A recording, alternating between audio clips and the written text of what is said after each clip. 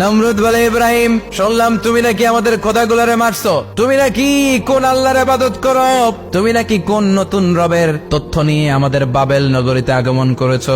আমি ছাড়া কোনো খোদা আছে বলে তো আমি শুনি নাই, এই বাবেল নগরীতে আমি ছাড়া কোনো খোদা আছে আজকে নতুন শুনলাম। কে তোমার খোদা, কি তার পাওয়া? এবার ডায়ালগ মারা শুরু করলেন সাইয়েদনা ইব্রাহিম। সাইয়েদনা ইব্রাহিম বললেন, রব্বি আল্লাযী ইউহয়ী ওয়া ইউমীত, আমার রব এমন রব যিনি জীবন দেয় আবার মরণও দেয়। নমরুদ বলে, তাই তোমার আল্লাহ জীবন দেয় মরণ দেয়? আনা উহয়ী ওয়া উমীত। এবার নমরুদ ডায়ালগ মারতেছে, আনা উহয়ী ওয়া উমীত, আমিও তো জীবন দেই আমিও তো মরণ দেই। সাইয়েদনা ইব্রাহিম বললেন, তুমিও যদি আমার আল্লাহর মতো জীবন দাও মরণ দাও তাইলে দেখাও। নমরুদ জেলখানা থেকে দুইজন ফাঁসির আসামিকে ধরে আনলো।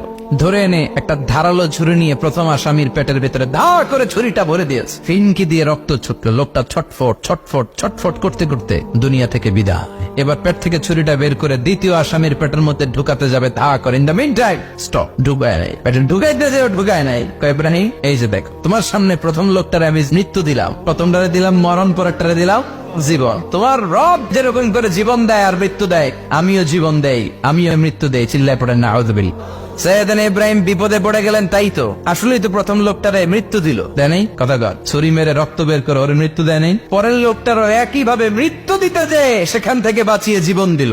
বেজাল আছে না নাই? এবার সাইয়েদনা ইব্রাহিম বলে, ফাইন্নাল্লাহ ইয়াতি বিশ-শামসি মিনাল মাশরিকি ফাতি বিহা মিনাল মাগরিবি ফাবহিতাল্লাযী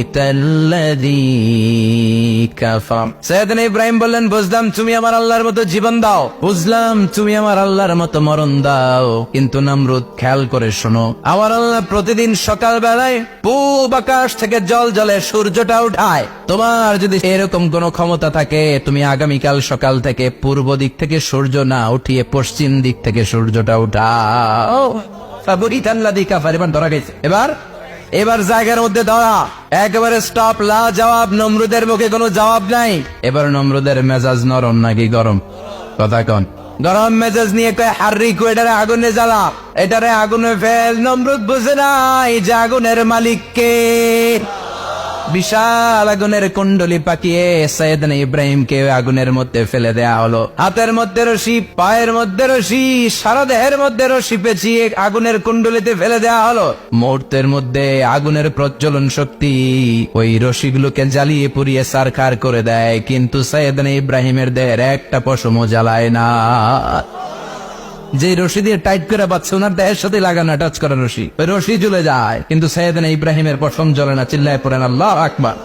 সাইয়েদনা ইব্রাহিম বসে রইলেন। নমরুদ কয়, আরো আগুন জ্বালা, এলাকার বড় বড় গাছগুলো, তক্তাগুলো কেটে আগুনের কুণ্ডলিতে ফেল। তক্তা লাকড়িগুলো আগুনের কুণ্ডলিতে ফেলা মাত্র দাউ দাউ করে লাকড়িগুলোকে, তক্তাগুলোকে আগুন জ্বালিয়ে দেয়, কিন্তু সাইয়েদনা ইব্রাহিমকে জ্বালায় না। সুবহানাল্লাহ।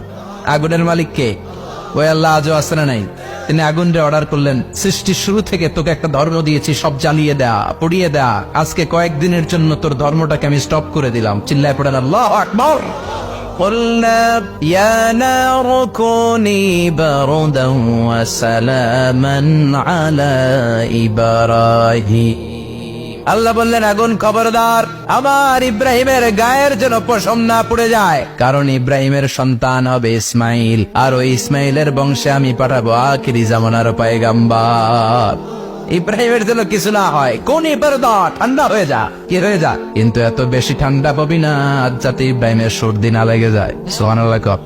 আগুন বলে, আপনি বললেন কোন ইবারদা, ঠান্ডা হ, আবার কোন এত ঠান্ডা হবি না যাতে সর্দি না লাগে, কেমন ঠান্ডা হবো? আল্লাহ বললেন, সালামান আলা ইব্রাহিম, সালাম হয়ে যা, শান্তির গুলবাগিচা হয়ে যা, এয়ার কন্ডিশন নাতিশীতোষ্ণ হয়ে যা। চিল্লায় পড়েন আল্লাহু আকবার। 40 দিন ছিলেন এই আগুনের কুণ্ডলিতে, কিচ্ছু হয় নাই। সুবহানাল্লাহ পড়বেন না? শেষ জীবনে উনি ওনার নাতিপুতিদের সাথে গল্পের সময় বলতেন যে আমার জীবনের সবচেয়ে আরামদায়ক সময় কাটিয়েছি আমি ইব্রাহিমের আগুনের, নমরুদের আগুনের কুণ্ডলির ভেতরে থেকে। চিল্লায় এখন সুবহানাল্লাহ। তার মানে পুরো আগুনের কুণ্ডলির গোলবাগিচা বানিয়ে দিয়েছে কে? ওনার জীবনের শ্রেষ্ঠ সময় নাকি এটা? সবচেয়ে আরামসে নাকি কাটিয়েছে এই আগুনের কুণ্ডলির ভেতরে। চিল্লায় পড়েন আল্লাহু আকবার। এবার আল্লাহ ডেকে বলেন, নমরুদ অনেক হয়েছে, আর না, অনেক চান্স তোমারে দিছি, আমি অনেক ছাড় দিছি, মাগার ছেড়ে দিব না। আল্লাহ কি দেয়? ছাড় দেয়, ছেড়ে দেয় না। মনে থাকবে? আল্লাহ বলে, তোরে মারতে আমার কামান লাগবে না, গোলা লাগবে না, ফেরেশতা লাগবে না, তলোয়ার লাগবে না, নমরুদ তোরে মারবো আমি ল্যাংড়া মশা দিয়া। ফাআরসালাল্লাহু তাআলা বাউদা